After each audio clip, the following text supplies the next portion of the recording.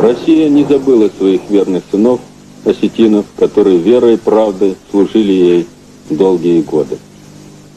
И уже сегодня воздушные десантники начнут во взаимодействии вместе с войсками внутренних дел Северной Осетии, начнут боевые действия.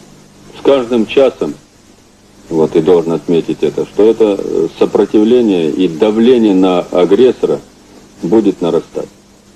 И пользуясь тем, что мне предоставлена такая возможность выступить по телевидению перед народом Осетии, в которой я действительно приобрел очень много друзей, верных друзей, видимо, таких, как и могут быть осетины, я хочу предупредить всех остальных, которые могут попасть в зону боевых действий.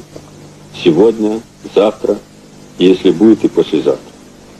Потому что я не думаю, что мы долго будем здесь вычищать тех, кто хочет и нарушает мирный труд осетин. Я считаю, что и не только осетин, а это всех людей, которые живут на территории Осетии. Я хочу их предупредить, чтобы они ушли с этой территории.